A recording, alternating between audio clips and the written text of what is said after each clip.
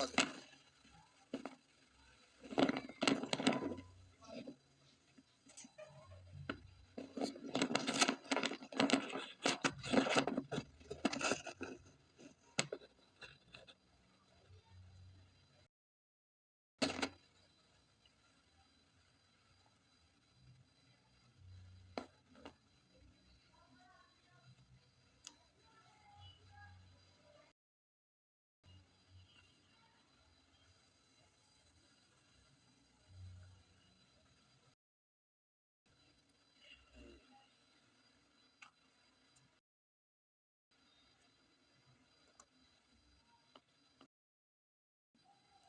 चलिए प्यारे फटाफट निकालिए, पिछले दिन कितना नंबर प्रश्न तक हो गया था,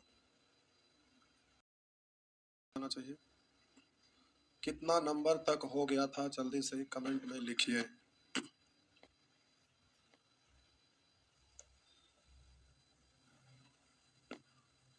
जल्दी से कमेंट में आप लिखिए कितना नंबर।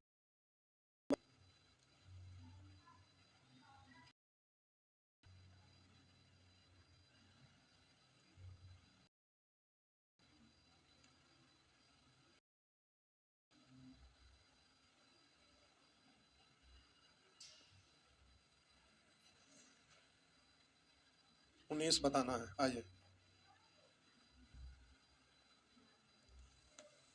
ओहो सॉरी।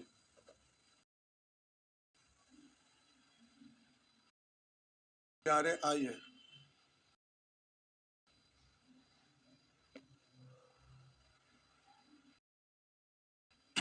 देखेंगे।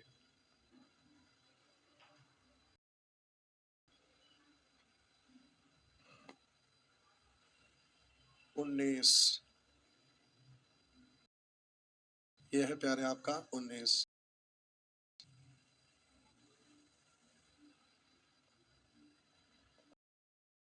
एक मिनट, पेन चाहिए। ठीक। प्यारे 19 नंबर से बताना है। तो 19 से पहले आपको बोले थे कल कि ये वाला क्वेश्चन आपको भूलना नहीं है, हर हाल में माइंड में रखना, क्योंकि बराबर एग्जाम में रहता है। क्वेश्चन आप भूलना भी चाहिएगा तो नहीं भूल पाइएगा, इसमें कोई दिक्कत नहीं है। आइए देखते हैं। 14 रुपये प्रति किलोग्राम के 69 किलोग्राम दूध में 14 रुपये प्रति किलोग्राम 14 रुपये प्रति किलोग्राम के 69 किलोग्राम दूध में कितना पानी मिलाया जाए। पानी कितना मिलाया जाए ये मालूम नहीं है कि मिश्रण को 13 रुपया 80 पैसा प्रति केजी की दर से बेचने पर 20% का लाभ हो। तो प्यारे ये क्रय मूल्य तो ये भी औसत क्रय मूल्य हमें चाहिए, लेकिन ये आपका क्रय मूल्य ना देकर विक्रय मूल्य दे दिया है। करा 14 रुपये प्रति किलोग्राम के 69 किलो दूध में 14 रुपये प्रति किलोग्राम के 69 किलोग्राम दूध में कितना पानी मिलाया जाए कि मिश्रण को 13 रुपये 80 पैसे प्रति किलोग्राम की दर से बेचने पर 20% का लाभ हो।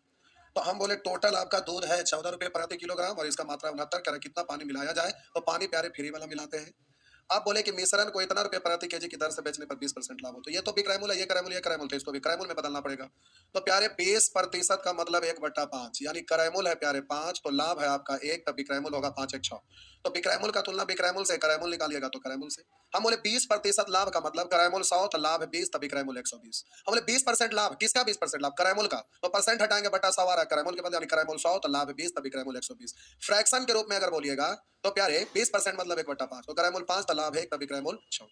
तो यहाँ पर विक्रय मूल्य का तुलना विक्रय मूल्य से, क्रय मूल्य निकालना क्रय मूल्य से। अब इसको पहले काट छाट कर लेते हैं। दशमलव के बाद जीरो का कोई इज्जत नहीं होता, इसलिए जीरो आप चाहिएगा तो हटा सकते हैं। हो गया। आप बोलिए दशमलव हटाएंगे तो नीचे में एक जीरो आएगा, 6 से काटिएगा 6 दूनी 12, 1 6 तिया 18। तो अब हो गया 23 पंचे 115, 23 पंचे 115, एक अंक के बाद दशमलव। तो प्यारे ये बट्टा में 10 है, काट भी सकते हैं, ऐसे करते हैं। यहाँ पर 5 से 10 दो बार ऐसे कर लेते हैं। तो आप बोले 23/2 को सॉल्व करिएगा तो 11.5 पड़िएगा। अब इन दोनों का अंतर यहाँ और इन दोनों का अंतर यहाँ, तो 0 और 11.5 में अंतर है 11.5 का, और प्यारे 14 और 11.5 में अंतर है 2.5 का। अब हम बोले दशमलव हटाएंगे तो आप बोलिएगा 5 से काटेंगे 23, अब 5 से काटेंगे 5, तो हो गया 23/5। अब ये रेशियो निकल गया, जो दिया हुआ उसका तुलना उससे करिए। तो आपसे दूध दिया हुआ 69, तो दूध का तुलना दूध से यानी 23 से। निकालना है प्यारे आपका पानी, तो पानी का रेशियो 5 से गुना 23 तिया 69, तो 5 तिया 15, तो आंसर हो गया 15 केजी, सॉरी 15 केजी। ठीक है, आगे। समझ में ना आए तो लिखेंगे कमेंट में, दोबारा बना देंगे। आइए, जबकि ऐसा क्वेश्चन नहीं है कि समझ में नहीं आएगा। जरा देखते हैं प्यारे। 400 रुपये प्रति किलो लागत वाली दार्जिलिंग चाय, दार्जिलिंग का चाय है भाई, 400 रुपये प्रति केजी लागत वाली दार्जिलिंग चाय को 300 रुपये प्रति केजी लागत वाली असम चाय के साथ, असम वाला सस्ता है, दार्जिलिंग वाला महंगा है, कह रहा चाय के साथ किस अनुपात में मिलाया जाना चाहिए ताकि प्राप्त मिश्रण को 408 रुपये प्रति किलो की दर से बेचने पर 20% का लाभ हो। तो ये आपका बिक्रयमूल है, ये क्रयमूल, ये क्रयमूल, तो ये भी हमें क्रयमूल चाहिए। तो 20% लाभ का मतलब 1/5, यानी क्रयमूल है आपका 5, तो लाभ है आपका, ये लिखने की जरूरत नहीं होना चाहिए, डायरेक्ट लिखना चाहिए। क्रयमूल 5, लाभ है 1, तो बिक्रयमूल हो जाएगा 6। क्रयमूल 5, लाभ है 1, तो बिक्रयमूल 6। निकालना है क्रयमूल, तो जल्दी से 5 से गुना करिए। इन दोनों का अंतर यहाँ, इन दोनों का अंतर यहाँ, काट छाट करिए। 6 से काटिएगा तो 6 6 36, 4 बचा, 6 8 48, 68 गुने 5 करिएगा तो 5 8 40, शून्य हासिल 4, 5 6 30 और 4 34, यानी 340। 300 और 340 में अंतर है 40 का, और 400 और 340 में अंतर है 60 का। काट छाट करिएगा तो 20 दूनी और 20 तीय, इस तरह से हो गया 2:3। तो आपका आंसर है प्यारे 2:3। बस आगे नेक्स्ट। अगर नहीं समझ में आया तो प्यारे आप जल्दी से कमेंट में लिख देंगे। आइए आगे बढ़िए। एक लिख रहे हैं कौन सा बुक है सर, मतलब इसका मतलब क्या है भाई। आइए अगला प्रश्न। कह रहा है एक दुकानदार 2 प्रकार के नमक, पहला प्रकार दूसरा प्रकार, 2 प्रकार के नमक 10 रुपये तथा 18 रुपये प्रति किलोग्राम की दर से खरीदता है तथा उसे मिलाकर 12 रुपये प्रति किलोग्राम की दर से बेच देता है, उसे 20% की हानि होता है। तो 20% मतलब 1/5, तो क्रयमूल है आपका 5, हानि है प्यारे 1, तब विक्रयमूल होगा 1 कम यानी 4। विक्रयमूल का तुलना विक्रयमूल से, क्रयमूल निकालिएगा 5 से। करा यदि कुल मिश्रण 60 किलोग्राम हो, पहले तो काट दीजिए, 5 दिया 15, इन दोनों का अंतर यहाँ, इन दोनों का अंतर यहाँ, 18 15 में अंतर है 3 का, 10 और 15 में अंतर है 5 का। अब वहां करा कुल मिश्रण 60 किलोग्राम है, यहाँ पर बोलेंगे कुल मिश्रण यानी दोनों प्रकार का मिला के, 5 3 8। पूछ रहा है दूसरे प्रकार की नमक की मात्रा, तो 5 से गुना कर दीजिएगा, 4 से काटेंगे 2, 4 से काटेंगे 15, बचे 75/2 यानी 37.5, 37.5 केजी। प्यारे इस तरह से आपका आंसर आ जाएगा। ये आपका है 37.5 केजी, ये है आपका 37.5 केजी। नेक्स्ट आगे बढ़ते हैं। ऑनलाइन में अच्छा है, इसमें आपको कुछ नहीं, बाद में छापते रहिए, फटाफट बढ़ते रहिए। ऑफलाइन में एक परेशानी ये है कि बताए उसके बाद छापने दीजिए, पहले आराम से छापेंगे उसके बाद फिर मिटाइए। एक आधो को धीरे धीरे मक्खी जैसे क्या उसको बोलते, कम कोड़िया कम था, तो कुछ जगह आपको इसमें भी आपको फायदा होता है, थोड़ा सा कोर्स पहले खत्म हो जाता है। ऑफलाइन में है कि थोड़ा सा समय ज्यादा लगता है, ऑनलाइन में थोड़ा जल्दी जल्दी खत्म होता है, कुछ जगह फायदा है कुछ जगह नुकसान है। आइए, 2 बर्तनों ए और बी, थोड़ा सा प्यारे डिटेल से इसको लिखते हैं, हालांकि लिखने की जरूरत नहीं था। कह रहा है 2 बर्तनों, लिखा है 2 बर्तनों ए और बी में अम्ल और पानी, अच्छा 2 बर्तन, 2 बर्तन ए और बी में अम्ल और पानी, लिखा है 2 बर्तनों ए और बी में अम्ल और पानी की मात्रा 4:3 के अनुपात में और 2:3 के अनुपात में, तदनुसार उन मिश्रणों से सी बर्तन में एक नया मिश्रण तैयार किया जाए। इसको इसको मिला के सी एक नया बर्तन तैयार किया गया। तो कह रहा है उस नया मिश्रण तैयार करने के लिए उन्हें किस अनुपात में मिलाना चाहिए, यानी कह रहा है कि इससे कितना मात्रा लेना चाहिए और इससे कितना मात्रा लेकर सी में मिलाना चाहिए, ताकि नए मिश्रण में अम्ल और पानी आधी आधी हो जाए। आधी आधी मतलब बराबर बराबर, हम बोले 1/2 1/2 कॉमन होकर कटेगा तो 1:1 ही कहलाएगा। तो आधी आधी यानी बराबर बराबर, बराबर बराबर का मतलब लिखा है 1:1। तो आप जरा गौर करिएगा प्यारे, जब रेशियो सीख रहे थे वहां पर भी ऐसा प्रश्न आया था, लेकिन हम बोले कि जब यहाँ पर रेशियो गायब हो जाए तो जोगफल समान करने वाला रूल सीखे थे उससे करिएगा। हम बोले यहाँ रेशियो गायब है तो जोगफल समान करने वाला रूल लगाइएगा, और ये रेशियो दिया रहा है, ये मात्रा गायब हो जाए तो आप एलिगेशन का रूल लगाइएगा। तो ये वाला प्रश्न आपका जोगफल समान करने वाला में भी था, जैसे हम भाषा के रूप में बोलते हैं। अगर प्यारे आपका कहा था कि 2 समान बर्तन ए तथा बी है जिसमें अम्ल और पानी 4:3 के अनुपात में है और दूसरा में 2:3 के अनुपात में, दोनों मिश्रण को मिलाकर एक नया मिश्रण तैयार किया जाए तो उसमें अम्ल और पानी का अनुपात क्या होगा। तब यहाँ पर ऐसे स्थिति में जोगफल समान करने वाला रूल लगाते हैं, यानी जब भी रेशियो पूछे तो जोगफल समान करने वाला, और मात्रा आपका पूछे तो एलिगेशन लगा दीजिएगा। देखने से तो वही लगा। फिर से अगर प्रश्न में ऐसा कहता, उसको छोड़िए, आप जो बोल रहे हैं फिर से ध्यान दीजिए। कहता कि 2 मिश्रण जिसका मात्रा कहता 20 और 30 है, पहला में अम्ल पानी 4:3 के अनुपात में, दूसरा में 2:3 के अनुपात में है। अब कह रहा है कि दोनों को मिला दिया जाए तो नए बर्तन में अम्ल और पानी का अनुपात क्या होगा। तो प्यारे जोगफल समान करने वाला रूल लगाते हैं, और जब वहां मात्रा पूछ रहा है तो एलिगेशन लगाएंगे। एलिगेशन लगाएंगे तो कैसे लगाएंगे, 3 को गोल गोल बनाएंगे। तो हम बोले पहला में आपका टोटल मिश्रण हो रहा है 7, अब पानी लेके चलिएगा या तो अम्ल लेके चलिएगा। अब आपको बताना है कि अम्ल लेके चलूं कि पानी लेके चलूं, कमेंट में लिखिएगा, टाइम लगेगा। चलिए हम यहाँ पर किसी एक को लेके चलते हैं, मान लेते हैं कि हम प्यारे यहाँ पर पानी लेके चल रहे हैं, तो पूरा मिश्रण है 7, दोनों को जोड़ेंगे तो 4 3 7, जिसमें पानी है 3, तो पूरे मिश्रण का कितना भाग, तो बोलिएगा 3/7 भाग पानी है। हम बोलेंगे इसमें पूरा मिश्रण आपका है 3 2 5, पानी कितना, तो पूरा मिश्रण 5 पानी 3, यानी पूरे मिश्रण का 3/5 भाग।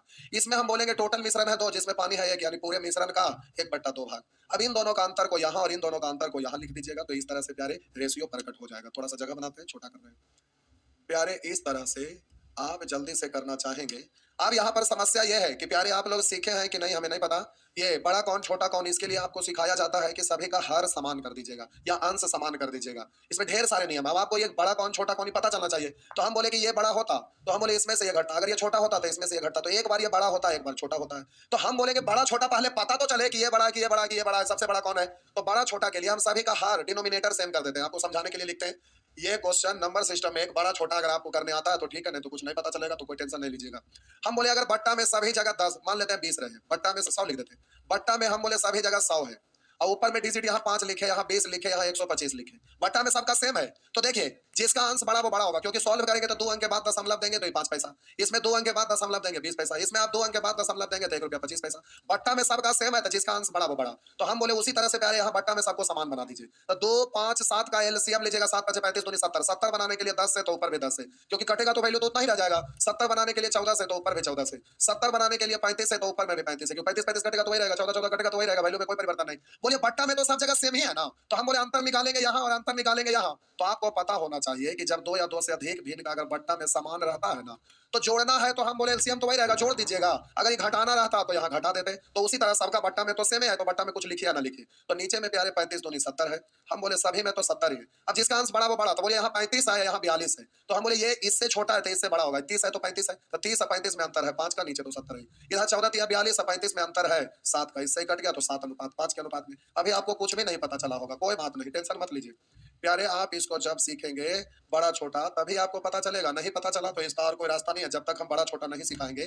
लेकिन अभी हम तो एग्जांपल दे दिए कि नीचे में अगर सभी का समान रहेगा तो जिसका अंश बड़ा वो बड़ा, जिसका अंश छोटा वो छोटा। तो फिर से करा 2 बर्तनों ए और बी, एक बर्तन है ए और दूसरा बर्तन है बी। करा 2 बर्तनों ए और बी में अम्ल और पानी की मात्रा 4:3 2:3 है। तो पहला में टोटल है 7, अब हम अम्ल को लेके बढ़ेंगे या पानी को लेकर बढ़ेंगे। चलिए अब सब जगह लिखते हैं।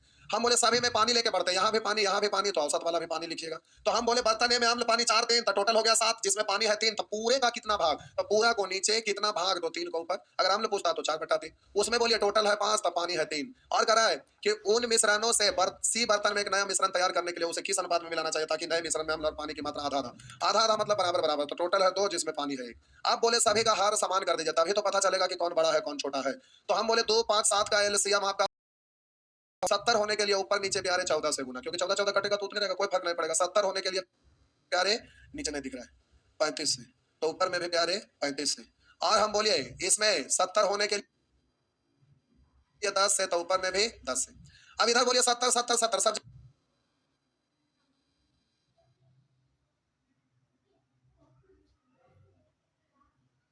में है तो सेम है, तो 70 लिखिए या ना लिखिए, क्योंकि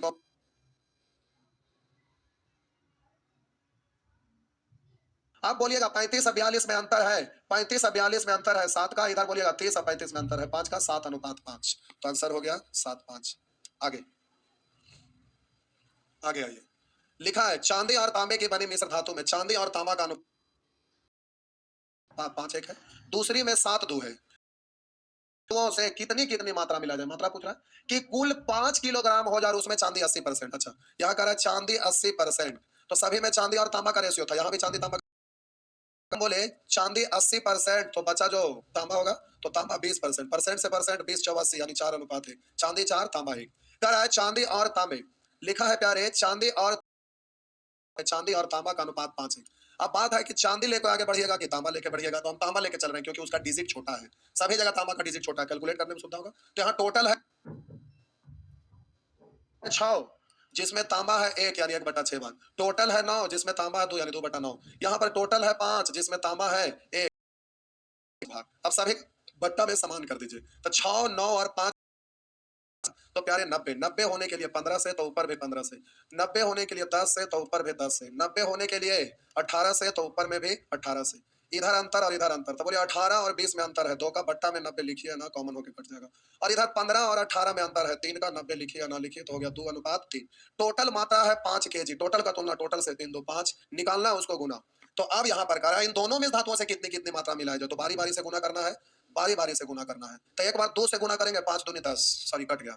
एक बार 2 से गुना करिए 2 इकाई 2, एक बार 3 से गुना करेंगे 3 इकाई 3, तो आंसर हो गया बी 2 और 3। इस तरह से प्यारे बन जाएगा। आ गया ये। अच्छा खत्म हो गया, आज तो रहते टाइम अभी बचले रह गया, चैप्टर ही खत्म हो गया। नेचर 3 अब आप बोलेंगे तो हम बना देंगे, लेकिन इसमें आपको अभी कुछ पता नहीं चलेगा, इसका हम फुल गारंटी लेते हैं प्यारे।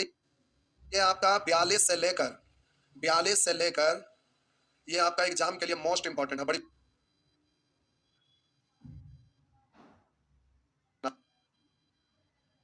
देख पा रहे हैं। ये आपका ऐसा वैरायटी है कि आप परसेंटेज पढ़े रहेंगे तो आपका 100% तो नहीं लेकिन 90% समझ में आएगा, और जब सी आई पढ़े रहेंगे तो 100 में 100% समझ में आएगा। तो ये आपका एक कम से कम परसेंटेज पढ़ा हुआ होना चाहिए, तभी आपका होगा, अन्यथा नहीं। अब आप कमेंट में लिखिए, अगर चाहेंगे तो हम अभी बता देंगे, लेकिन नहीं समझ में आएगा तो दिक्कत होगा। तो अब आप कमेंट में जल्दी से लिखिए, इसको बता दूं कि छोड़ दूं।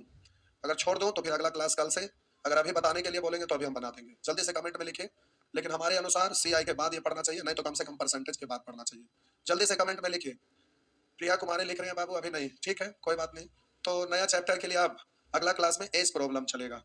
एज प्रॉब्लम, एवरेज के बाद हम एज प्रॉब्लम ही पढ़ाते हैं। उसके बाद एज के बाद परसेंटेज से चालू होगा, तो percentage, profit and loss, discount, S I C I, instalment, ये खत्म होगा।